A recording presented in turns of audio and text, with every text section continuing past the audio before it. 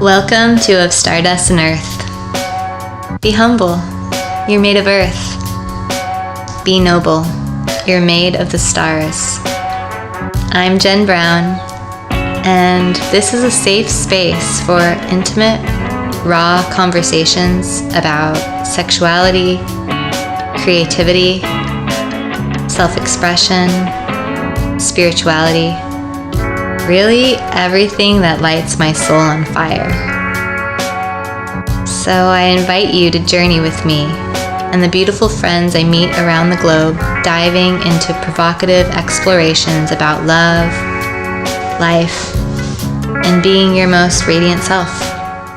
Welcome, Sophie! I really want to call you Dr. Sophie. Okay, you can. You'll be one of the first. I'm so excited to be able to have conversation with you. Likewise.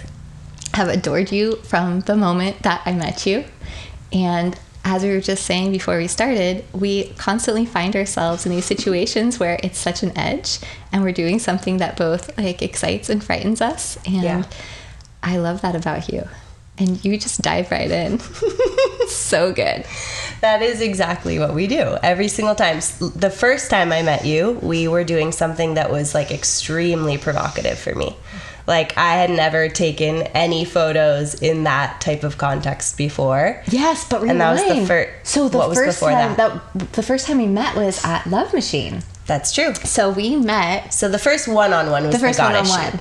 But what was so serendipitous? So we met at this festival. Yeah. Both of our previous partners, we were best friends, and we met through them. And in this beautiful environment where, from the start, I think I was just like, who is this cool girl? And you totally mutual crush. Totally. And then you mentioned to me, you said that your therapist had recommended that you do a goddess session or some sort of that week. That week, and then I met you. Or it was literally 3 days before, and then I met you. So it was a yes. It was okay, request, universe provided, Here it is. Here's a friend as well. So do you want to kind of let's rewind to where you were and what made you want to do that kind of a session in the first place? Yeah.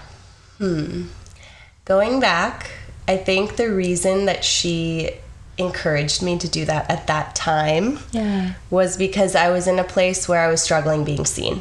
I think that's the theme. Definitely, I think for a lot of people, there's this space that you come to at a certain point in life where you've been seen in certain ways. Yeah. But you maybe haven't been seen in a certain way that it might be important for you to finally step into. I think for me, being comfortable in front of a camera, which is freezing a moment in time, and you're literally in the nude, and you're just fully bearing all, it's stripping yourself completely down and being completely vulnerable and being seen in that too. Because it's one thing to be seen, even right now, I'm being seen in this format, but it's maybe not as, it's not the same vulnerability as being literally in my skin. Absolutely. In front of the camera. Absolutely. And being witnessed in that way. And obviously you created such a safe space, but it was still that was a layer of being seen in my vulnerability and just my literally just myself. Yes. Literally my birthday suit. Yes. Fully open, fully just surrendering to the moment and trusting you to make your art. And thank goodness you're such an amazing artist, because we created some really cool art that day. Oh my gosh, we literally made art. It was in the gallery show with the fine art that I just did, that I the pictures of you are so stunning, and that's why I think a lot of people too might see you and be like, how would that be hard for somebody that's so beautiful? But I think that it's just a universal thing that being, like you said, vulnerable and being able to be expressive and seen, and especially too because it wasn't I don't do sessions that are your typical boudoir where it's let's get you all dolled up and put you in these poses and make you look cute. It felt very raw. It was very raw. Yeah. And that's the point, because it's the whole transformational power of being safe and seen, and also to be in that vulnerable state. Yeah. Right? And it's I think you might have used the word I want you to be in your essence, like your essence, which is a unique imprint for each person. And I feel like some people don't even really know what their essence is. And I think even for me that day, I was sort of like, oh, what is my essence? And then looking back at the photos even today, I see this like multifaceted person coming through in those photos, which is what I feel like my essence is. I feel like sometimes I can be a little shapeshiftery. I can kind of like almost be a little chameleon-y, which has pros and cons. And I saw that in the photos. Like I saw myself in a new way where I was like, wow, there's so much sadness in my eyes in one moment. Then there was so much joy. Then there was so much like seriousness and depth. And there's so much playfulness and childlike energy. And like you helped me see all these like different facets and dimensions of my essence, which I feel like it's such a gift, and like more people need to have that experience, which is why I want to keep telling people to do this with you, because it's such a gift for people to have. I really appreciate that reflection. Yeah. And it's true. I feel like it's sometimes the same way that until you speak something out loud, sometimes you don't even fully comprehend or understand like the depth of what you do think. And it's the same way in a photo shoot like that. When you're given an opportunity to actually express and be yourself, things come up that you didn't even know were there, or that you see in yourself after the fact. And then you're like, whoa. Yeah. And for me too, seeing you, it's like, you're powerful. You're powerful. But you created that space too. I was okay, we are co-creating. And that's the beauty of it. I think that the reason I'm so magnetized to you particularly, and I think in general, I like often am gravitating towards the this just symbol that has come up even in my medicine journeys a lot, which is like strength and love being sort of the same thing, like the embodiment of love and the embodiment of strength. And like you're a person who rides this edge of like softness and strength so well. And I think you help create that in the space with women too, where there's this like nice, I don't know, this balance of like the empowered feminine that like comes off as like powerful, strong, these things you're describing, but also the femininity and the sensuality. And like we work with water a lot when we're together, and the flow and the surrender, and just kind of like being in that, which is, I think the ocean is our best teacher, especially you and me feel that way. It's just like you have to just move with the tides, with the waves. You have no control. And it's holding you, like you're buoyant in it, if you can be with it, like if you can flow with it. Wow. Yeah, I really love that, and strength and love being interconnected in that way. Yeah.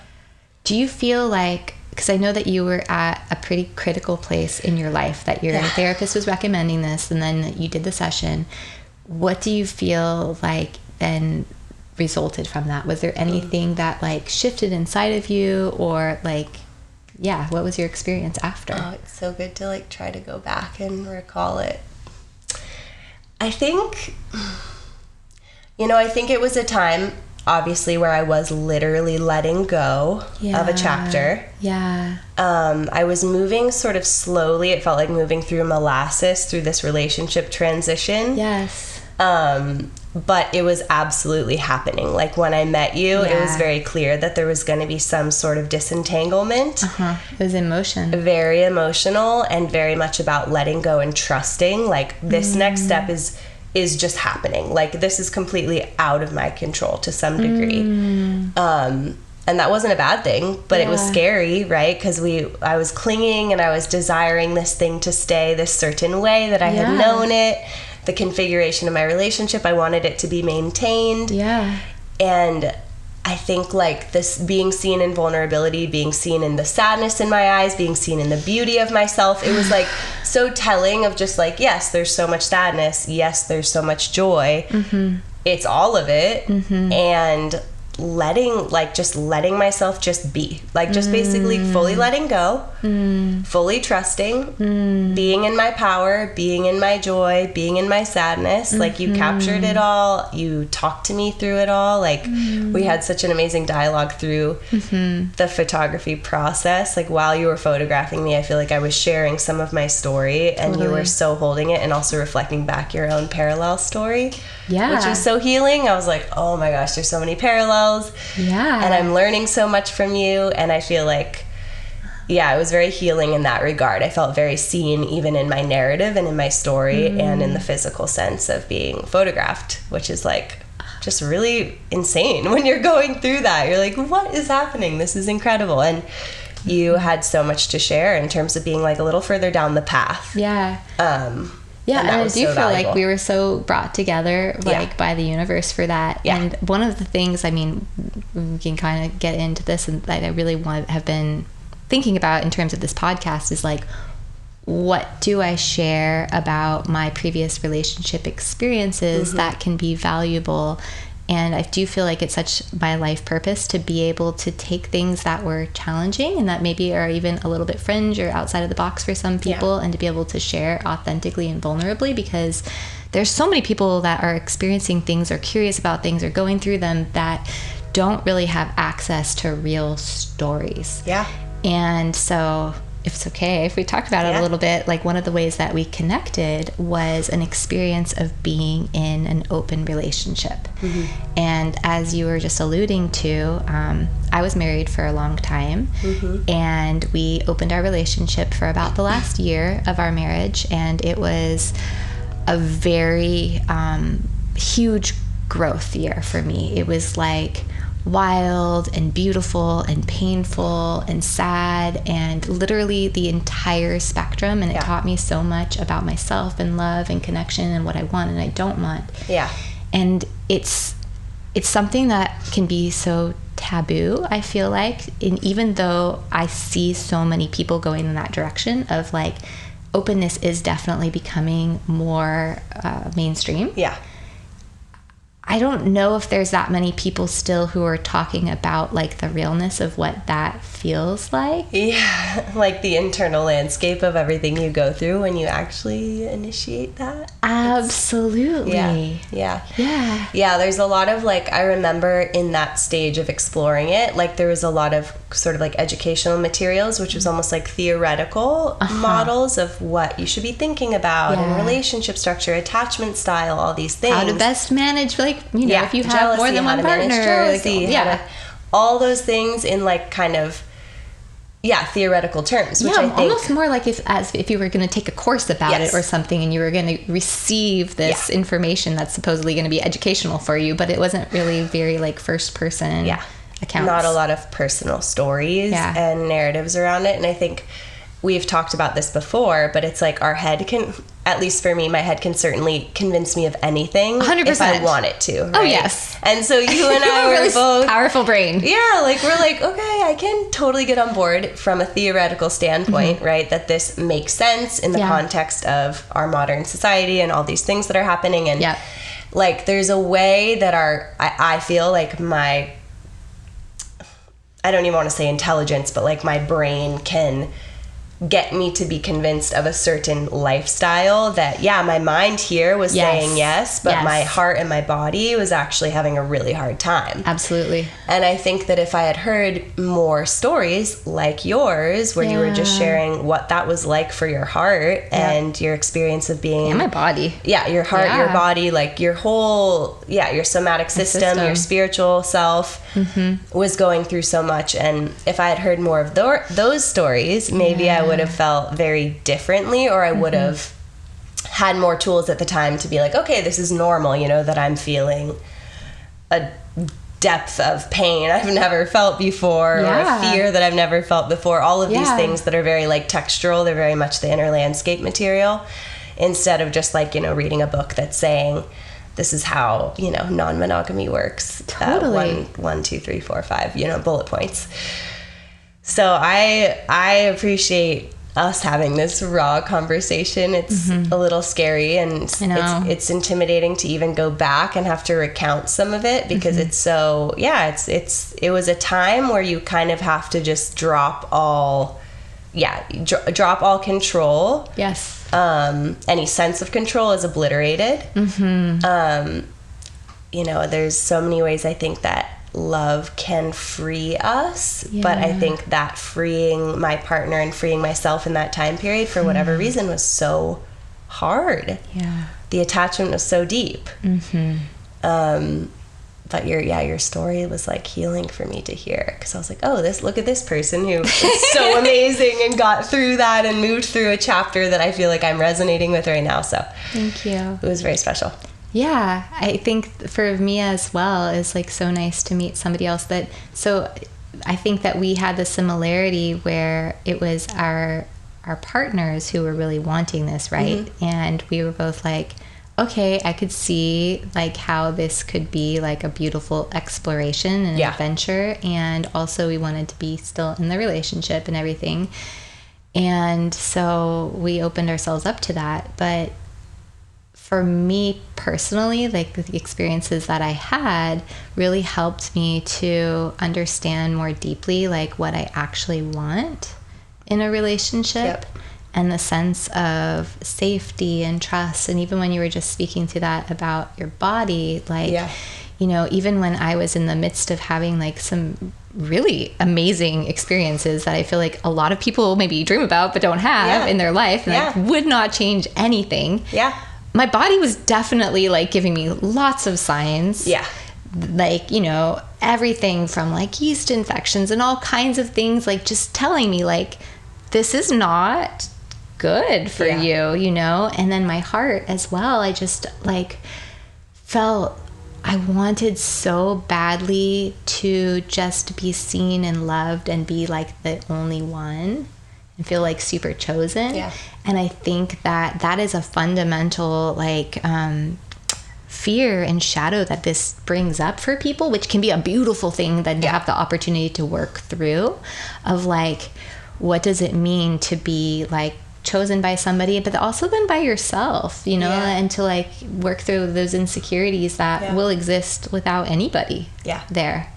So I think like we've both agreed, would not take it back. I can confidently say that, like, wouldn't change anything, have zero regret about the exploration. First of all, we were both young, still very experimental, at least for me, not yet at the point where I'm deciding to create a family, kind of questioning the longevity of a partnership, and like just, it was absolutely appropriate to be exploring the way that we were. And I still don't regret a single experience of it, or a day of it, or a moment of it. But in the moment, I was redefining my boundaries constantly. Like I was and I think only because of the conditions was I able to really feel my strong yeses, my strong nos. My value system got to be kind of like reconfigured. Like, oh wow, I thought this thing was so important, but actually it's falling like lower down on the list. What's a concrete example of something that you thought was important that now it's not so important for you? I think like novelty. I thought like novelty of, oh, this is new and different. This is pushing the edge romantically, intimately, whatever it was. No, actually, I do like the building of the depth with one person. Like, and that's also a life stage thing, right? Because when I was 24 and I had met my partner, I was still an explorer. I was still very much adventuring, still very much in that like archetype of let's not leave a single stone unturned. And so I'm grateful that I did that with that person. And as time went on, and I'm, you know, getting more towards the time where my body is wanting to create life and start growing roots and creating family, my body was just like, no, you need to like deepen your connection with one person and feel that containment. So the adventurousness was very high on the list, and sort of started adventurousness in the context of intimacy, I would say, with like other experiences. And then that started to shift, and it was more about like, co-regulating and regulating and connecting and integrating with another person, one person who wants to grow those deep roots. That was a big shift.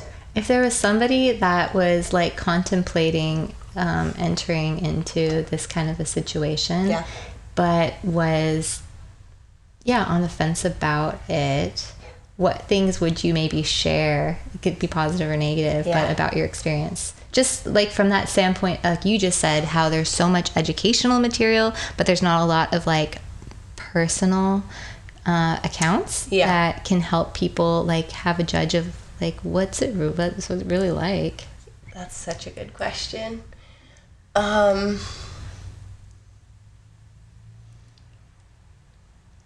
I feel like at the time I maybe was less in touch with my nervous system's kind of like activation than I am now. So I wasn't I don't know that this would have been a good gauge for me then, but what I would say now is like really listen to your nervous system and what your body feels when you are at that edge. Yeah. Is it actually the tingling excitement and a yes and a curiosity and a leaning in? Or is it actually like utter fear, maybe a feeling of abandonment, which I hesitate to even say that right now as I'm saying it out loud, because there are things that are our trauma, right, that are going to make our nervous system feel a little like dysregulated. Abandonment wound, right? Very classic one. Like that might come up and you might be able to work through that, and maybe that's your work to do in your relationship and in your life. But there are also just signals that your nervous system will give you around, like, is this your authentic choice? Are you in is integrity? This what you want? Yeah. Do you really want this? Like, are you excited by this, or are you choosing this because maybe your partner really wants it, or you think it's the right thing to do, or the courageous thing to do? Like, I think I have a... the spiritual thing to do, which can be like a lot of the rhetoric right now as well. Like it's more spiritual because you're not attached. But I'm like, the hardest thing to do is choose one person and never, stray. I think that's way harder, right? That's like... And keep on deepening in intimacy even when you don't want to be seen. When it's hard, keep going, keep choosing. Yeah. So I think there's some bypassing that can happen. But yeah, just listening to your body and feeling like, is this truly me? Yeah. Because some people are wired for more of that novelty and that non-monogamy and that lifestyle, and some people are not. And your body will tell you a lot about that. Like, I think for me, I was so like identified with being courageous at that time too. Like I was like, I want to do the brave thing, I want to do the courageous thing, I want to overcome this thing, which I still have that part of me, but I also am choosing where I channel that now, because for me doing that in relationship was actually depleting me, and then my energy resource and my life force energy was like at a very low level, because it was so much of it was going into that overcoming and trying to like be okay with something that was out of alignment. Totally. Yeah. I feel that so deeply. And another thing that I always will tell people who ask too is that it was just exhausting. Like managing multiple relationships and people, it's just like, forget about having time to do anything else. Like, forget about it. Like, it really has to be what you want your path to be. Like, you are focused on that. That is your life. That's your everything. Yeah. So that's like a really big consideration, is like, do you have a passion? Do you have a job? Do you have a Do you want to exercise? Do you like exercise? Have a social group? Yeah. Right? It is a full-time job. Because already, like, being in one relationship is... like, it takes dedication and work, especially if you want it to thrive. And so then you add anything else into that mix, and it's like, whoa. Between check-ins with your partner, or check-ins with maybe your other partner, processing all the things, processing, like getting rest after feeling really dysregulated, all of the above, educating yourself while you're doing it, trying to figure out what's going on from a theoretical standpoint. Like, it's a lot, and it's just not possible for a lot of people. And it is possible for some people. If some people want to choose that lifestyle and they thrive in that and they love the highs and the whatever, the check-ins and the processing, like, absolutely. Like, I support every version of expression. Totally agree. And I say, listen to your body. Your body will usually tell you what is a yes and what is a no. And I feel like that's my tuning fork. Same, and I think that that's actually why I've had to have the diversity of wild experiences that I've had, because I was so not in tune with my own inner wisdom and body. And it took being in situations where I'm like, wow, I'm making choices that are not coming from inside of me. They're coming from all of these fears and these desires to be loved and to belong, and like even to be courageous, to have experiences, whatever. It wasn't coming authentically from me. And I think that is really the key here, is like, when there's something that's alive inside of you, then you're meant to travel that path. And I even think too, like for our past partners, for example, like there's nothing inherently wrong about them wanting to travel this either. And I do really believe in this idea of like your desires are divine, and they're implanted there for a reason.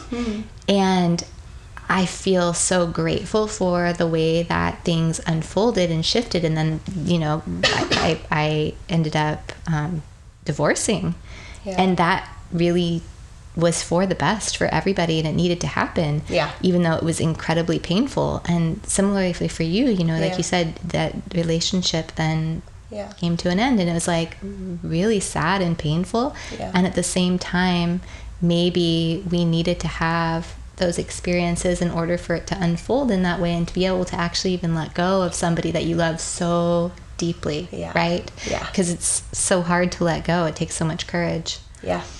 Yeah, and it's making me think of the theme of like expansion and contraction that we've also touched on together, which is like some people are going to feel expanded and expansive and in flow state in that configuration of a partnership. And I certainly did for moments, you know, like I think there's a certain level of expansiveness that you feel. But if one person's expansive there and the other person's constricting and contracting, it's a really hard dance to be in. And usually the couple is doing that and sort of flip-flopping back and forth. Like that is the nature of it, sort of. Because even the person that I originally maybe proposed it, it's not that they're not going to have any hard feelings. No. There's going to be plenty of challenges. Yes, an abundant amount of it. And so, it's almost like you have to, choose. If you want to choose being in that, just know that the expansion, contraction is going to be so potent, and it's beautiful. Like, I mean, that's life, right? That's life's gift, is that we're constantly in a state of either like expansion and flow, or contraction, constriction, limitation, smallness. And I feel like in relationship, that just gets amplified so much. And you're going to be feeling like everything tenfold, because love, attachment, you know. And you're with this vision. Mirror that's just like reflecting back to you. And making even more visible all of the things that we're like scared to see and look at. Coming out on the other side of all of that, what are some things that you feel that you have then developed in yourself, maybe that you were having, that you weren't able to access as easily before, that like Let me cough really quick. Yes. I have to. I was like having a tickle. It's symbolic, maybe. It's like my throat chakra. Let's see. What have I taken away? I honestly feel like so much strength and resilience, for one. It's like I almost feel like life feels so much easier having gone through that, because that was like the darkest night of the soul I've ever had, probably. As you know, as privileged as that is to say, because I haven't, I'm not living in a war-torn country, or I haven't experienced these incredible depths of pain. It was so painful. It was so dark. And I think coming out of it, I just feel like, wow, I have a lot of tools. I know where to go when I need to regulate and ground. I know how to do that. I have my community. I have my expressive arts. I have all these things that I can do now that makes life easier. That had I not been almost like in a state of really needing it more than anything, maybe I wouldn't have connected as deeply. So I just feel resilience and grit and clarity around my boundaries. Like I said earlier, clarity around yeses, clarity around nos. And the beauty is also there's a takeaway of like really appreciating novelty and intimacy still in different ways. Like I still have that. I still like bring in the spice, and have that in my life in so many other ways. It's just not in that way. But it's like you can almost, if you want to, you can evoke the same, I don't know, like titillatingness, the oh my god, I'm so nervous and scared. It's the flavor. It's like the flavoring, and it's the spices. It's the like, you can still create that without having to be, you know, overcoming massive obstacles with your romantic partner. Yeah. So I feel like I still have that in my back pocket, which is nice. I think I had it, but then it got accentuated, and then now I still have it, and I know how to like invite it in when it feels like I need it or I want it. Actually, so one thing that I really wanted to talk to you about is like your passion and your work, which I feel like is so interrelated to this as well. So you have a PhD. Tell me more. And you also are an amazing Still therapist. Adjusting to that. I know. Like, doctor. oh, yeah. Doctor.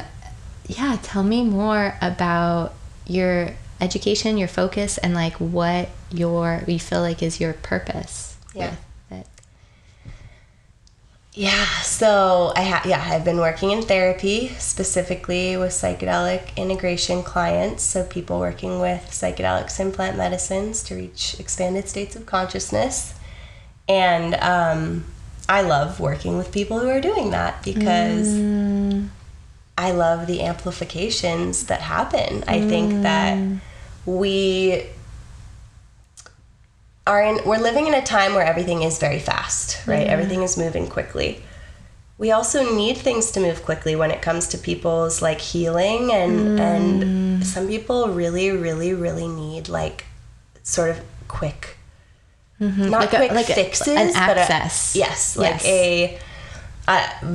Not a quick fix, because it's not a quick fix. Yeah. That's actually really important to name, is it's a very long process and you have to keep rededicating yourself to it.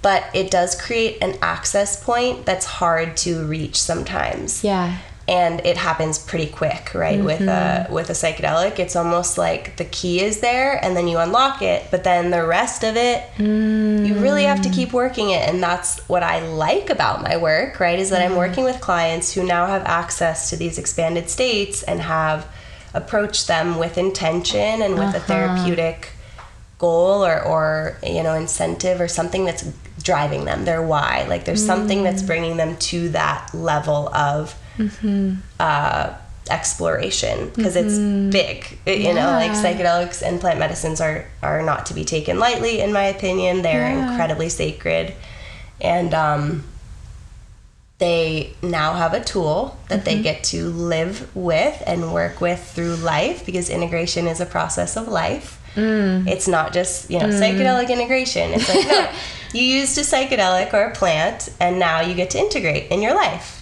And you get to keep being curious about how you are becoming more whole and how you are becoming more of you. And my work is just it's centered around that. It's centered around people discovering and peeling back layers, and it's exhausting at times and incredibly meaningful. Like I'm so tired sometimes at the end of the day after I work with a number of clients back to back. And yet there's nothing more important to me. Like it's it's humbling to be part of somebody's process in that way, because a lot of people using psychedelics, they're essentially like stripping everything. Like they're like, here I am in my little 5-year-old self. I just discovered that, you know, I have this thing I have to tend to in myself that I've pushed off for whatever, 30, 40 years because whatever reason, job, family. And then suddenly they are like this little innocent being again. And I feel like that's often the kind of client who comes to me. They're like, I got to a point where I needed to do something pretty drastic, and they go and they do psychedelic assisted therapy or a ceremony. And then they come back and they're sort of like a newborn. They're like, what am I doing now? And so that's integration. It's like, okay, now that there's all these new things that you've seen or felt or heard, whatever, in the experience, now you get to like almost relearn and reconfigure and build things up again, or like, you know, just shift some things around. And that's sort of a simplification of it, but that's how I see integration. That's so beautiful. And it kind of gives me this vision too of like if you had like a tiny little sprout that's brand new, and how you need to protect that, and you need to have somebody that's going to help water it and help it to be able to blossom and grow, because it is in such a fragile state, and you can be in such a fragile state after a big psychedelic experience. So what has your own history been with did you have profound experiences with psychedelics that made you then want to pursue this? Yeah, I was like 19 when I had my first experience with a hallucinogen. Not in a recreational setting. I was in a therapeutic setting in the presence of my parents. Wow.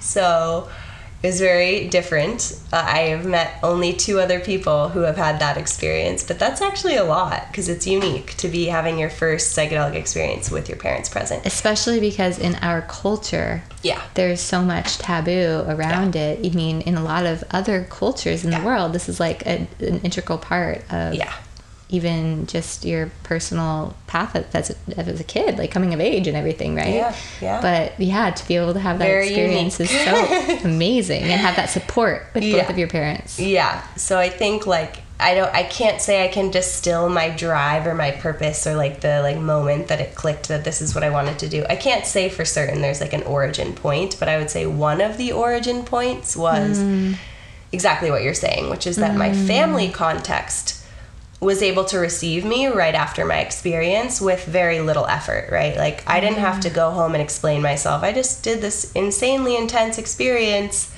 I learned all these things about my family, me, myself, my future. I had all this stuff come up, and my family was able to some degree just fully receive me in that. Of course, there's other layers that they maybe weren't able to totally know how to support me, but that was unique, like some people, they do a psychedelic, they do a ceremony, they come home and they don't really have that many people there to like absolutely hold that in a non-judgmental way or in an understanding way with enough context and education to maybe know. They're the first in their group of friends or community or even relationship that has even been called to do that, and everybody else looks at it as oh, you're doing drugs. Exactly. Yeah. There can be a lot of stigma still. There can be a lot of misunderstanding, and then that person can feel, not always, but could feel very rejected or very misunderstood after they've just opened up in a really big way. And that's concerning for me as a clinician, because I never want anyone to come out of an experience like that and then feel immediately closed because somebody doesn't know how to receive them. Like it takes a certain level of understanding of what these states can create or initiate in somebody to make somebody feel like they have a very safe, non-judgmental space to digest and kind of metabolize and understand that experience and work with it. And luckily, I think that there's a lot of communities now forming that are receiving people very well. And also, there's plenty of stuff happening all over the world now that's like normalizing these things a little bit. So it's different times than when I was 19, but I think that was one point where I was like, okay, this is important. I registered that. And then future experiences, same thing, just kind of feeling like, wow, I've always been interested in the human mind and human behavior and all this.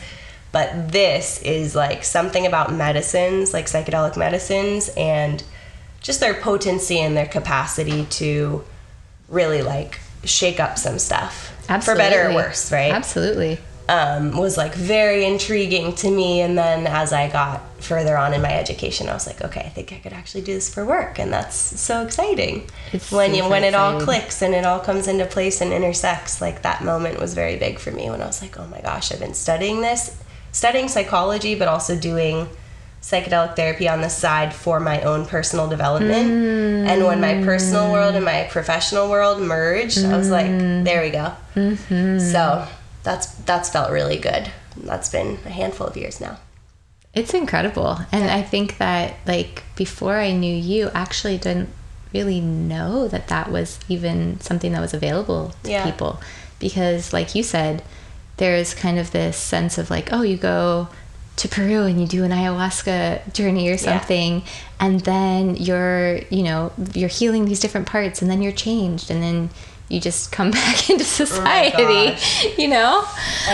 And I think it's so incredible then, like, to have somebody that you really trust who can help you to navigate all the different emotions and even like, the past that comes up.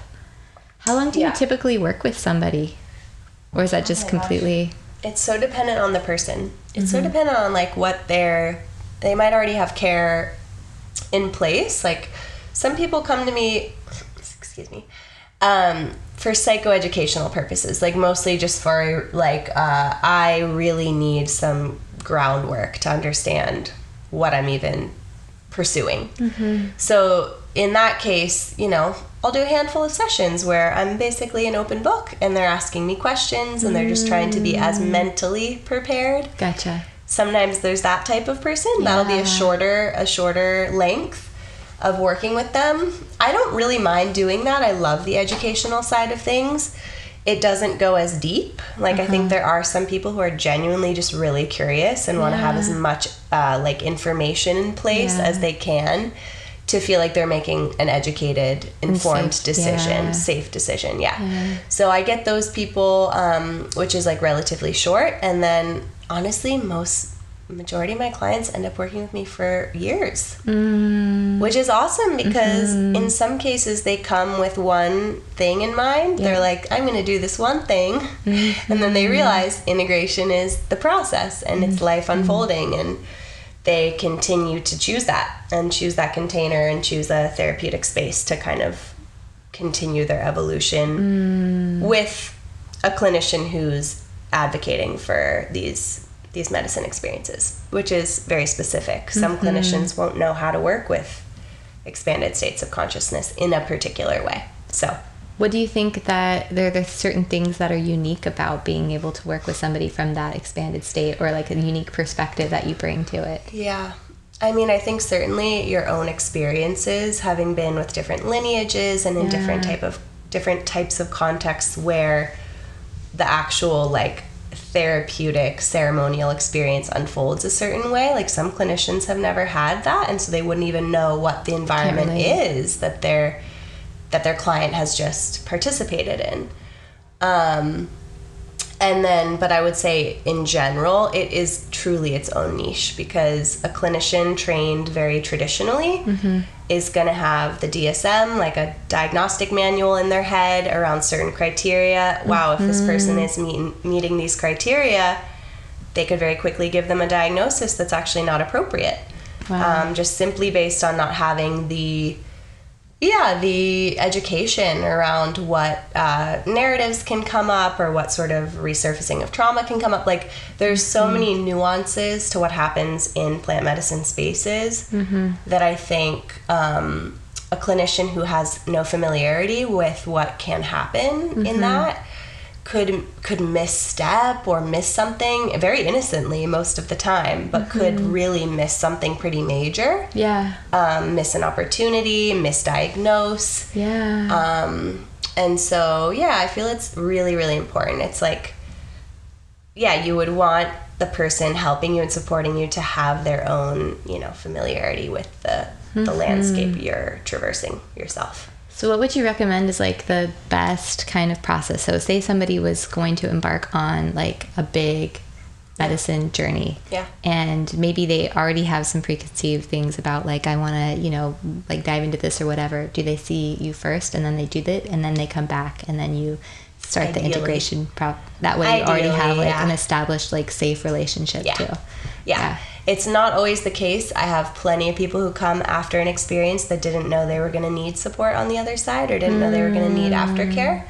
But in an ideal world, they come for preparation first, and I get to, first and foremost, make sure that they're a candidate and feel like they're really safe. And then, develop a relationship and understand their intention and their background, and make sure that they're approaching it with everything that they uniquely need to feel comfortable and to feel safe and open, because the most important thing when you go into a space like that is to feel totally safe and totally open, because you have literally no idea what's going to happen. You have to be fully open to absolutely anything. And so preparing them is really important and fun, and then that also makes the integration easier, because you've received them already on the before, you receive them on the other side after they've gone through the portal of whatever they're going through. And that's the ideal case, but it's not always the case. hearing you talk about this, I feel so many parallels too between what we were talking about in the vulnerability in relationship, and then also when we were talking about like the goddess session, and being in that raw space too, and how all of them are similar in this way that you have to really like open your heart to something that you don't know what the outcome is going to be. Yeah. And you have to be ready to just see, to just to be able to like even look there. Yeah. I know, like makes my heart almost race just thinking about it, because it's true. It's so true. Yeah. And it's like all of it is a risk, and that's like what we're here for in life as well, is to like more deeply understand and discover. I mean, it's so cool too, because as you were talking, I was thinking about how we keep having this idea that we're still sort of fleshing out about how we can create a combined experience that would be a psychedelic along with an embodiment shoot, and then also integration, and how it could be so beautiful woven together, because you're just amplifying like this creative expression that's already just like showing your heart, right? And it's so scary, but that's the whole point too, is like when we're pulling off of those layers, then we're able to truly like be ourselves. Yeah. And it's also like, it excites me because there's the psychedelics can almost be very internal, because a lot of the time in the ceremony or in the psychedelic session, you're literally meant to turn inward, like whether it's a clinical trial and you're in an eye shade, or you're in a ceremony where it's a completely dark room. The focus is very like inward and internal, which is exactly as it should be and beautiful. Yeah. And part of what I find would be so special about the goddess sessions would be it almost like allows it to come out after. Like it almost lets you like come out of the cocoon afterward, because there's this part that's like, it's very inward, it's very internal, it's beautiful to reflect in that space and to really dive deep into yourself. But then on the other side, it's also an opportunity to almost like reopen or re-blossom or open your wings, spread your wings out of that container of being turned very inward, and to let yourself be seen and embodied in your new whatever came up. So I almost feel like it like adds another layer, and like there's some initiation part to that I feel like, you know, and of course I also encourage integration clients to continue the inward journey after, but the goddess sessions would initiate something that almost feels more like you have to actually be in your somatic system after as well, and let yourself be seen right after a very deep, typically experience. So I think it would be really powerful, and I'm really excited. I'm so excited. And the thing too that it just occurred to me too, and I always say this with the sessions, is like it creates this anchor point where when you look at an image from there, it literally transports you back to the way that you felt. So even beyond like what the image looks like, there is this way to reconnect with that truth, that power, that beauty, whatever that expression was. And sometimes even like after some sort of life-changing experience, you get far enough away from it and you still start doubting yourself. You start you forget how you felt in that moment. And that's been for me like the most important, impactful thing about having sessions where I've been in front of the camera, because then I can look back on that in times and be like, no, wait, like you're so worthy, you know? I know, that's actually, you're now, wow, my brain is like moving in my thoughts for a minute now, because I'm like, you're right. And this is so important, because there's so many moments after medicine experiences where I've wanted to have a piece of art to capture the feeling, the texture, the experience, but it is so hard to create. Like I actually did attempt to do that once, and I sort of created this like graphic design piece of what I saw in an ayahuasca journey, and it just never, I couldn't really get it. But what you're saying is there's something about a little moment in time, but you too, like you being frozen in a moment in time, capturing that experience after, like right after. And there's something really special about that, creating art and you being the art, and also capturing you in that moment of whatever it is, like absolutely whatever, power, vulnerability, whatever it is that showed up. even the more challenging emotions, like you were talking about seeing like that sadness in yourself in certain times, or like fragility, or whatever the things are that maybe are hard to see. Yeah. But then you're able to like have compassion for and connect with and be like, these are all welcome parts of me. Yeah. You know? Yeah. You don't need to get rid of those parts. You need to embrace them. I love that. It sounds super powerful. Like it's going to be a potent experience for people who do it. It's going to be and really there's going to be people who are going to do it because we're going to do it. We're totally going to do it. So if you want to do it, let us know. I feel like really excited about that offering. There's so many dimensions to it that I feel like are needed. Like really exciting, and also just fun and artistic. Absolutely. Which some things we should just do for fun. I think that most things in life we should do for fun, because we are in these physical bodies so that we can experience the senses and pleasure and all of the different emotions and everything. I'm definitely more fun. Yes, please. I know. I actually was thinking about this as I was driving over to see you. I'm like, you know what Jen's so good at? Just doing what's fun and pleasurable. You caught on to my secret. You're so good at it. I'm like, oh my God, every time I'm with you, I'm having fun, but I'm also going deep. But I'm also experiencing something just like pleasurable and delightful and great. Yeah, I mean, literally our last hangout, we were doing an underwater mermaid session. And I felt like a little kid again, playing mermaid. And we were just in the sun, laughing and hanging out with puppies and dogs and doing underwater flips, and so good. At the same time, like metaphorically, like going into the depths of like the subconscious and like exploring something that's like kind of challenging and scary. Yeah. But also doing it in a way that's like super playful. Yeah. You know? Yeah. I love that. I love that you're always game to do whatever things. Yeah. You're like, what's fun to do today? What's fun to do today? So one of the other things that we have been talking about, like every time we're together, that has been really present for both of us, and I think is really interrelated to even what we were just saying about being seen, is this idea too of being filtered versus being authentic. Yeah. And how I think a lot of the shadow that can come from like the sphere of like you doing a sexy photo shoot, being expressed in these ways, is that people are going to have this idea of you maybe that isn't what your intention is, right? And similarly, like using your voice, being on video, now you're starting with your integration space. You're actually like showing up in an educational way and facing all of the challenges and beautiful things about that. Yeah, they showed up quickly. The challenges showed up quickly, which I actually appreciated. I was like, wow.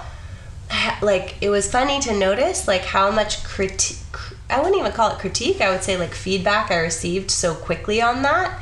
Because I was like, oh, this is good. I haven't been in a situation where I'm creating something. Yeah, that could be, I'll tell. I will. let me say. So right away, I was challenged by the edge of just hearing my voice being recorded, period. I don't know, there's apparently a science behind that. Like we miss a certain octave or something in our ear that like makes us hear our voice differently. I don't know. Oh, so you're saying that we actually experience and hear our own voice differently than other people do. We got to look this up afterwards. Yeah, we got to fact check, because I'm not sure that that's true, but I always tell myself that that's true, because listening to your own voice, something about it it's just kind of hard. Right, and then you're always like, wait, people really sound like that? Why do people even listen to me? Yeah, I'm just like, is that really what I sound like? So that was you have a gorgeous voice. Yeah. But I'm like, cannot hear it. I'm hearing something that I don't, whatever. It was hard in the beginning to hear my voice, to also see mannerisms, to see discomfort in myself, because I haven't recorded videos of myself very much in life. Totally. And to just notice the discomfort in me, and to sort of wish more for myself, like to be like, you should be more confident and comfortable in yourself, right? Like I just felt that judgment on myself right away of like, oh, you look really uncomfortable, that doesn't look normal, and sort of judging myself for that, and thus addressing that discomfort with a filter. And immediately like getting an actual Instagram filter, and sort of going, well, maybe if I like filter and then make the lighting nice and make it feel make it feel... And it's so accessible, and it's also so common. So common. It's so common. I don't know about you, but like... I didn't even think about it. Yeah, and I look at stories, like 90% of the stories, especially with women, they have some sort of a filter. It's like literally that common. It's that common, so it was interesting for me because in the moment, the first video I recorded, I put on a filter... basically to ease a bit of the discomfort, to just be like, okay, now at least it looks clean, it looks smoothed out, you know, the lighting's good. Now I can kind of overcome some of the discomfort. It was still there, but there was a level of it that dissipated. And how quickly the feedback that I got on that was basically like, we want to see the real you. Including you. So and I was so grateful for that. Like, I heard it from all the people who really love me and really see me, and were like, wait, that didn't feel like the fully real you. Yes. Like, it was you, but it was just a little filtered, so it wasn't the full authentic you. And I so, like, I, of course, for a moment felt like, oh, yeah, shoot. And I started to get hard on myself, and then I was like, no, it completely makes sense. Totally. Especially for the work I'm doing. I need to show up as me. Because if I can't show up as me, and I look like I'm not even contriving, but maybe editing, filtering an aspect of myself for the world, there's going to be a certain level of distrust or maybe discomfort in people of like, can I show up as being human if this person can't show? Like, that was where my mind went. I love that. And it's interesting because you know, of course, for my own comfort, I probably would have kept the edited version. But just even to give other people permission to feel comfortable, it was important that I redo the videos and that I start doing them more raw and just real footage of just my face and however I am that day. Yeah. And, you know, of course, I still am editing out words that I said wrong or whatever it is, but I'll figure it out. Absolutely. I'm going to have to learn, like, I'm just going to have to learn as I go. It's so brave. Because I want to do it. I'm like, I'm going to keep doing it, but I know that there's going to be moments where I look back at them and I'm like, ooh. Well, that should have been done differently, but it's so symbolic though of this constant journey that we're on though, of like removing whatever layers that we have that protect ourselves and that can help like create a barrier so that we're not so vulnerable to the world. And I think that, like, especially being in a society where there is so much pressure, as all people, also as women, to look and to be a certain way, it's really scary to just be out there as yourself, you know? But like you said, it's so incredibly essential, because that is how not only do we establish like actual true intimacy and connection, like with ourselves and with others, we also then, like, you are being a powerful model for anybody who comes across who's like, oh, maybe I can just show up as myself. And I feel the same way. I take that really seriously, and trust me, it is super tempting. And I also like love aesthetics. Like I shoot in a way, you know. Yeah, that's a big part of it too. I am an aesthetic visual person. Absolutely. And so I do love beautiful things. I've come to terms with that. I'm like, I love beautiful things. I love beautiful people. I love beautiful things. Absolutely. It's just part of who I am. And I think that there is nothing wrong with that at all. And at the same time, like, there is this level of courage and authenticity that you just can't achieve sometimes. I mean, that was a big reason why for this podcast that I decided that I wanted to do video, because it felt scary. And I felt all those exact same emotions that you just described, where I was like, I don't really want to have to look at myself talking. I don't want other people to have to experience that either. And I was like, okay, clearly this is an edge that feels scary and exciting, then go for it. You know, like, what's the worst thing that's gonna happen? You know, fear is the compass pointing in the direction we need to grow. 100%. Yeah, I love that quote. I sometimes use that, and I'm like, you know what? It is true. Like, there's some things fear is indicating you to really be careful and beware, but it's also usually like, you're feeling fear because you probably need to grow in that area. Like, absolutely. Like, I was nervous when we were about to do this. I love it. Even though I love you, I'm like, I'm nervous to be on camera recording. Well, also because both of us are really committed to sharing our truths. And so that's like removing other layers. As well. You know?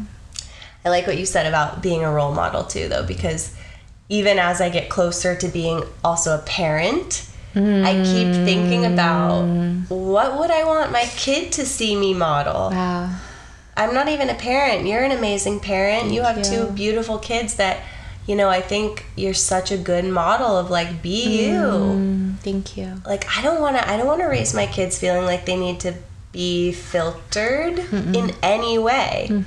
So I am sort of starting to try to check myself in my own behavior, even just with that intention of like, I want to raise strong, confident kids that feel assured in their self, also in their confidence in all these other ways other than the physical, right? Because who knows what we'll go through in life. The physical is just one aspect, one dimension. Like these videos I've been recording, it's like, I should be confident in what I'm sharing, not what I look like while I'm sharing. Of course, life rewards people for what they look like for a good chunk of time, and then it's irrelevant. And it should be irrelevant out the gate, but it's like, my whole childhood, there was comments on, oh, long, beautiful hair, or, you know, you're lucky, or this way, or that way. And it's like, it's that very unfortunately validating. got ingrained as a very important area to focus on. Yes. And I'm so glad to be at a stage in my life where I'm like, that is just one aspect of you, and do not let that define your worth, and your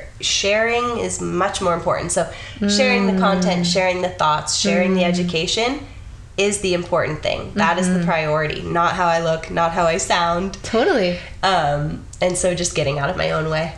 Something I realized too so deeply is that people really, the same way that you were saying that we can't really hear all of the actual notes in our voice. Which we will check. Which I think it's true. I really don't know. But I think also we don't see ourselves the same way that other people see us. I think people really experience us as our energy and like the full package. Yeah. Much more, and we can zoom in on anything that we perceive as being flaws. Yeah. And then that stands out to us. Yeah. But in general, I think people are experiencing like who we're being in the world in addition to, you know, all of the exterior. Yeah. And oftentimes then the exterior is influenced too by like, I feel when I'm in my most truth, I feel the most beautiful. I feel the most radiant when I'm like taking care of myself. And that isn't connected then to like if I'm wearing makeup or if I had a shower even. I mean, like really I feel my most beautiful when I'm like come out of the ocean and I'm sandy in your essence. In my essence. And like that's when I feel the most truly me. Yeah. You know? So I don't think that it has to be, but it's hard when you've grown up with this validation, which I can totally relate to, and then you put like so much pressure. Yes, you overvalue it. Yeah, it's tricky because I feel like we're almost moving in a direction of more and more of that as a society, and it's not even accurate because it's a reality where we actually have AI people now being created that aren't real people. This is so scary to me that there's like influencers that are actually AI. Influencers, and you barely can tell that they're not real. I mean, it's so almost real that you almost go, wow, is there a person that perfect looking? You could almost believe it. Absolutely. So I feel like we're trending in a direction that's not helpful. It's not helpful, that's why we should take a stand. Let's do it. But it's especially not helpful if what your goal is like actual relationship. Yeah. If what you want is just an online world that keeps that barrier, then it's fine. But if you want... That's a really good point. Yeah. But intimacy is so much raw, unfiltered experience.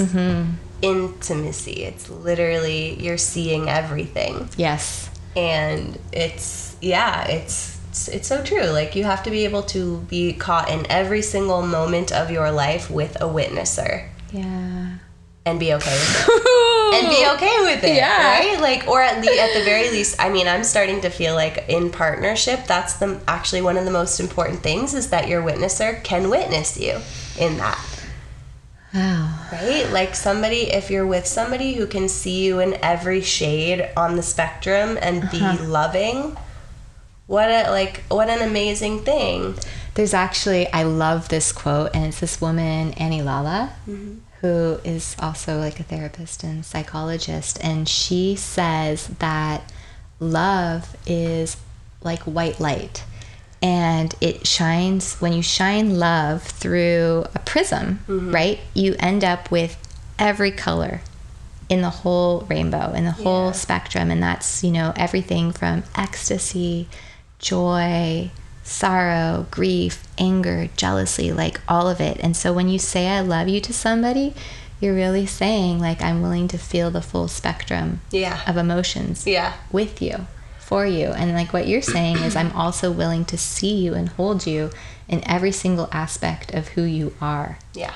And I mean, that is definitely, that's love. Yeah, that's the kind of love that I want. Love. Yeah. I like that, because I always struggled with the unconditional love, because every person to some degree has conditions of which they're like, I always was like, I don't know, because aren't we always sort of unconsciously at least having conditions in our partnerships or in our relationships? But that feels like that almost helps reconcile that, because it's like, yeah, you yourself might have some conditions, but if you can still be with every aspect and not reject, not abandon, just not push away, then it essentially is sort of unconditional. It's like, it's the full spectrum love. It's the capacity to hold all of it and to still make that person feel like they're in the presence of love. Absolutely. And I think about that, how, I mean, if I'm being truly honest with myself, like, I wouldn't be willing to feel all of those feelings with most people. Yeah. And that's why it's like so important to be really discerning. And that's such a great barometer if you are in a relationship too, is to ask yourself that question, like, am I truly willing to go there? Will I feel all of these things for this person, with this person, like, to grow with them? Yeah. And if the answer is no, then it's like, I mean, that's just like a good curiosity to like dive into, you know? I was like so in that even recently, like just noticing how afraid I was to show an aspect of self in my partnership, with the fear, I think if I really strip it down to what it really was, the fear of rejection. Like, will this part be accepted? And it was basically just the fear part, the jealous comparison part, that I was missing something, I wanted something that I didn't get part. Yeah. You know, it was like these parts of myself that I was like, will that be too much? Will that overwhelm this person who I love so much? Will he be able to handle it? And of course, he was able to handle it, and he didn't make me feel bad about it, and he loved me through it. But the feeling leading up to that, like, I was pretty in my head around it. I was like, can this part be accepted? And there was a part of me that wanted to withhold it and didn't want to show it, just to maintain the love. But like you said, it's not real love if you can't be seen in all of the spectrum. It's so healing too that you're in a partnership now where like you do feel like, even when it's scary, you're able to keep on bringing these parts of yourself too. And I'm always pleasantly surprised. I'm like, who is this man? I just don't get it. I'm like, oh my God, he doesn't reject even the parts that I'm like, I find this part disturbingly annoying. I'm like, this is a really not nice part. This could be gone. And then it's just like, you know, it's like not a big deal. It's like, there's another little human part. It's so beautiful. It's okay. Like, it's also just, I think, in contrast, you know, like there's some people where there's always like a relativity. Like, I think my too muchness, I overemphasize, because my partner has been through a lot and has seen a lot and has a very different perspective, even just based on culture, of what is important and what's significant. So me having a bad day and being in a grumpy mood is not significant for somebody who's been through like really real hardships, I think, even just as coming from a background that has been through a lot. So there's also that, and I think that's very valuable. Like, it's taught me a lot about like relative, like what is actually significant, you know, what is actually important. Like, is this moment worth getting worked up over, or am I making something big out of something small? Yeah, it sounds like he has such a good broad perspective. Very. And really like clear values on what things are important. Yeah. Wow. Yeah. It's interesting actually, because what you were reflecting about being that same kind of energy for your kids. Yeah. Like, it's so beautiful because you're already finding that too in partnership. And I think it's for me, everything changed in my relationship with my kids and the choices that I would make for myself in my life when I did realize that it was way more about what I did and how I show up than what I say. Yeah. And I think that that's the same in partnership too. And then it's like, the more that you can keep peeling back those layers and being really honest, even if your honesty is challenging for the other people, even like with kids, for example, if you're sad, to be able to say it, I'm sad. If you're angry, to do that in a way and show that in a way that isn't, that's not going to create wounds, that's not harmful, and demonstrate how you can have these emotions, you can feel it without actually like directing it in a really negative way towards somebody that you love. Showing them that, you're going to take a risk and do something that's scary for you, and you don't know if it's going to turn out successful, whatever that means. And being okay with that. Saying, like, when they come to me and they ask me questions and I'm like, I don't know. Like, I really don't know. And like, let's look into it. Let's discover. Yeah. Rather than having to maintain this image that I think it's really common as a parent, and also in a romantic relationship too, how you can want to have this image that you kind of project, and that's how you're going to get love. And so it's so scary to be totally raw, but the more that you do, the more there's that opportunity for like actual connection, actual like really deep love. I just noticed your storage is full. It's a good thing that it's okay. I think it's okay. I just wanted to comment. We're so technical here. I know. Sorry. It is outtakes. This will all be included. I love it. I don't want to forget to say this though, because what you're saying is so important. And as a psychologist, I knew this from my brain, but I really started feeling it only recently in this stage of life where I'm thinking about having kids, but also sort of feeling like I finally have almost reparented my inner child to some extent. And in my partnership too. What you're saying is so important, because kids are sponges. They will pick up on your feelings whether you name them or not. Absolutely. So we way underestimate that like, there are probably a lot of parents out there thinking the right thing to do is to keep the facade or keep it in and keep it appropriate. And like, absolutely, there's exceptions to all the things I'm saying, right? But there is something really special about a person who can just be themselves, name their emotion, let their kid know that they're having a human experience, so that they know it's okay to feel, because they're gonna feel it. If, I can't say, like, I don't want to speak to my personal experience in this area, but there's something to be said for those kids. They're in energy. They're in the energy waves and frequencies of the household. So if parents are angry at each other constantly, but not saying that there's a problem or that they're working through something, naming it, what does that send? What unconscious message does that send to this little being growing up?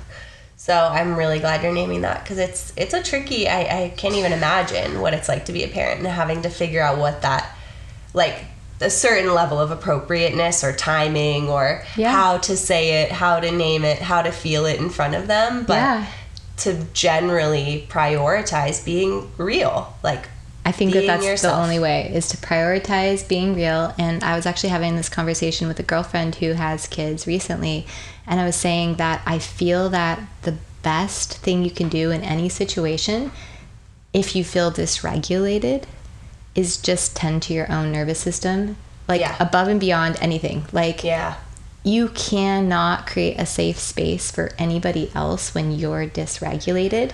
And it's very similar probably to like when you have clients, and also like in a partnership, it's like, if we're not able to feel like safe and relaxed in our nervous system, then the other person is going to be reacting to that no matter what's coming out of our mouth, and it's not going to be beneficial. And so, like, for example, you're in a space and your kid is throwing a crazy tantrum. You're in a much better place, instead of trying to like force them to do something different. to just sit down and breathe. Yeah. And just be like, I know you're really upset and I'm with you. This does feel so uncomfortable. You know, I kind of feel like crying too, you know, and just be like, I love you. If you want a hug, if you want me to hold you, I'm right here for you. You know, I'll keep you safe. But also just to like take that time. And that's something that, you know, like you were saying about me loving fun.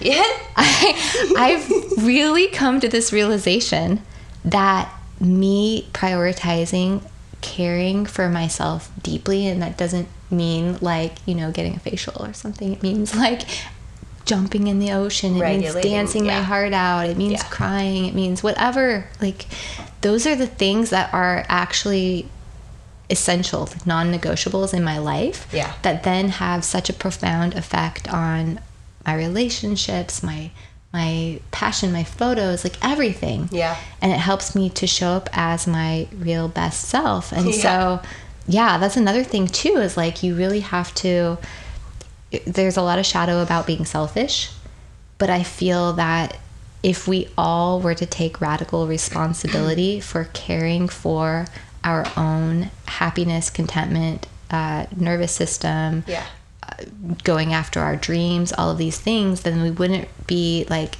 trying to outsource that and put those responsibilities on other people. And can you imagine even what that would look like to be like in a community of people or a world of people that are all like sourcing this joy and everything by, you know, taking care of themselves, and then they come together, you know? Yeah. So it's like, I almost wish it could be like taught, or like, I don't know, not taught necessarily. It's like, I wish it was modeled and shown more in the world, because absolutely our relationships are harmed by not being able to do that, to self-resource. Like, absolutely. Like, codependency is a serious thing. It is really hard to break. Yeah. I see it all the time in my work, right? I bet. People being reliant on their partner for everything, every need being met. A huge problem, right? Like, it is absolutely important, an important skill, and important, you need to be able to do that in this life. Be able to meet your own needs, be able to self-resource, know what cleans your vessel, what helps you move forward. You have a lot of space for creativity and fun because you do that well. Like, I feel like you are my bandwidth goals. You are my energy goals. I'm like, how does Jen have so much energy? And I feel like it's because of that. Like, you tend to your own, I don't know, your own soma so well that you just have more space, probably like consistently, because you're processing, I don't even want to say quickly, but like, you know how to do that. Like, you know how to transmute energy effectively. Yeah. And that's actually one of the things that I'm the most interested in. And it's so interesting because when I think about the different topics actually that I want to keep like sharing on, they're all different ways to be able to process, to be authentic, to know yourself, and then like to strip away all of those external layers and things like you think about. It's like so heavy on top of you too. Like, how can you have like vibrance and energy when you have all of these other things that you're constantly having to worry about or shape yourself based on, you know? Yeah. I know. I could even learn from you with this. I need a lot of I need more tools, because I see this all the time. Like, I just see it all the time where people are just depleted, they're tired, their energy is low, they are just struggling to figure out how to, make space. Be in expansiveness, not be in constrictedness, which life, there's so many narratives we adopt in society around busyness is a good, being distracted. We're so distracted, we're so busy, we're so many of us, I feel, are just overly identified with that. And yet it's almost counterproductive for so many people, because they end up with burnout, or they end up with disease, or whatever it is. 100%. You are one of the most vibrant people I know. So I'm like, let's make a wellness manual. Okay, you and I want to do this. And I have been thinking about this for the past maybe year, and living by this, where imagine that your day, you have a recipe for how can I live my best, most vibrant day every single day. And so I have different elements now that can be put in different ways, just like if you were making like an acai bowl or something, right? And like I can look back at my day and be like, did I put all of those ingredients in? And if I did, I probably reached the end of the day and I'm just like so lit up, so happy. So some of my ingredients that I need every day, I need nature. So that could be getting out in the sunshine, jumping in the ocean, laying in the sand, putting my feet in the grass, whatever. Like I need to be outside. I need to be in nature. Yeah. I need to have creativity. And like luckily, because I've pursued that with my passion, then, you know, doing a photo shoot, doing work, being on the computer editing, any number of things, hosting an art night can fill that for me, where I get a chance to express and be creative. Yeah. So like that to me, it makes me so happy. Then I also need connection. And that could look like connection with a friend that I love and that we really drop in. It could be, you know, romantic. It could be like just getting a good snuggle from my kids. It just can feel like sending a sweet text to my mom or something like that. But feeling this sense of connection, like it matters, you know, to be in union with the people that are around me. Nourishing my body. Like if you're feeling depressed, look at what you're eating. Like, are you actually putting healthy things into your body? And I noticed that like there's no way that you can function well if you're not nourishing yourself, right? So that's another big one. And then movement. Like I have to move every single day. And in my ideal world, that looks like yoga in the morning and dancing in the evening. And which maybe long beach walks. Well, I've been doing pretty well. Yeah. So more dancing and more movement. Yeah. And I really feel like if I have those different elements, they could be, you know, put in all different ways, then I get to the end of the day and I'm just like, wow, that was beautiful. Yeah, movement, I think, has to be at the top of the list for me. I'm like, well, it's between nature and movement. Yeah. But I have to say the most consistent, when a day comes to an end and I haven't moved, I don't even recognize myself sometimes. I'm like, wow, I'm in a funk. Like, what's up? Yeah, movement is key, and we're so lucky to live near the ocean because it's accessible to us. Yeah, and then you get both at the same time you go and surf or swim and get saltwater therapy. Both of it. It's so good. So important. Yeah, movement. I am so just admiring your dancing. Like, oh my God, look at Jen go. Soon, when your leg is feeling good, you gotta come and dance with me. I know. I'm so curious about it. That would be another edge. That would be another major edge. Let's do it. Choreography. I haven't done choreography since I was like 13. That's why you gotta do it. I would be like, oh my gosh. Yeah. Like, oh my gosh, you're gonna be amazing at it. Of course. I'm so curious. Yeah. No, I will be in there with you for sure. Are there any other edges that you are really like feeling into right now? I mean, already it's like a big thing, like you were saying, you're showing up in video and online. Yeah. So that's huge. That's a big one. It feels less big compared to publishing my book. Tell me more. I'm going to be publishing my book, and I'm wildly nervous about the feedback that I will get. Just because anything that you put into a concrete form, you're always going to inherently miss something too, you know, like, and I just have to accept that, right? There's a little part of me that's still a perfectionist that thinks that maybe I could cover every single base, right? Tell me about your book. It's an adaptation of my dissertation research. So it's about psychedelic integration, and it's it's basically distilled information for people who want to work in the field, based on the qualitative interviews that I did for my dissertation research, which was phenomenal and amazing because I got to speak to like the most amazing people, experts in the field who are already doing integration work, have been in the psychedelic space for a while. And I sort of tried to distill that information into a digestible, like, solid manual guidebook for clinicians and coaches who want to do psychedelic integration work. it's also sort of just a 101 book for anyone interested in the field that just have no idea what I'm talking about when I say psychedelic integration. Yeah. But it's been a lot of work, and then also just the fear of being like, I don't know, missing something or getting critical feedback, but I'm excited for that edge. Yes. I'm also riding the edge of entering into parenthood. That's a big edge that I'm preparing for, at least mentally and emotionally right now. And getting very excited about that because it's just that time. I feel it in my life coming soon. Those are huge. Yeah, so those excite me very much, but also give me that tingly feeling of fear.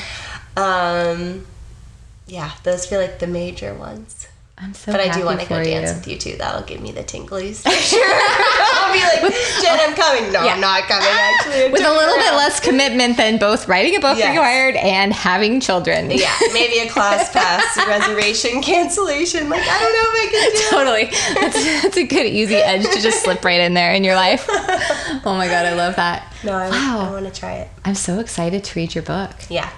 And the thing is, too, I mean, I know it's a little bit different with books because obviously it takes so much research and time and everything in writing. But this is probably the first of more. Yeah. And especially if it's something that you're passionate about.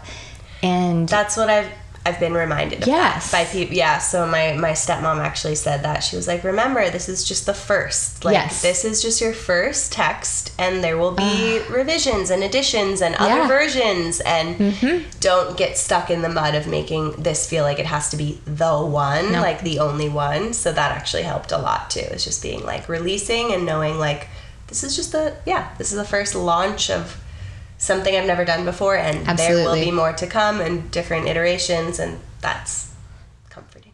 There is a study that I've now seen done in multiple ways that really has impacted me. And one iteration of it was like a pottery class. And they had half of the class that was told, you have 30 days to work on your creation, your pot, whatever it was that they were making, right?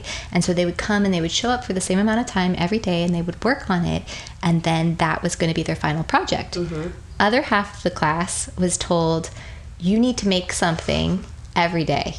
Oh, okay. Okay, so it doesn't matter if it's perfect, it doesn't matter like if you love it, like pour your heart into it, make something. Next day, you're moving on. You're going to have 30 pieces by the end.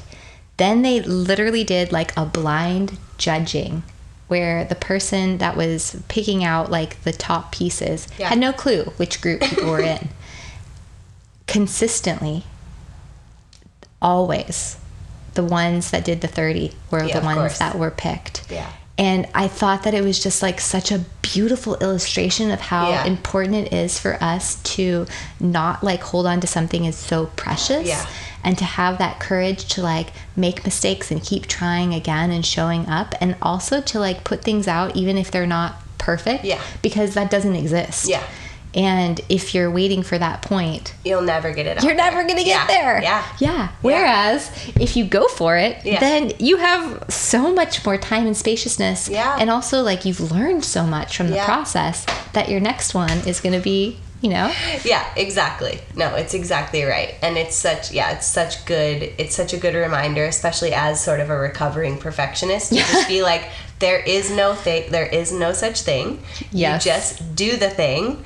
Be proud of it. Know you did your best. Forget the rest. It's all good. Like, you just do it. Like, what holding it in is much more of a burden than putting it out and having some critical feedback come your way. To me, like, that would be with everything in life. If I just hold on and hold out for the right moment, I'll miss out on so much expression, sharing, experiencing, creation, productivity. Like, we gotta out with the perfectionist, in with the just leaning in and just letting it be. I love it.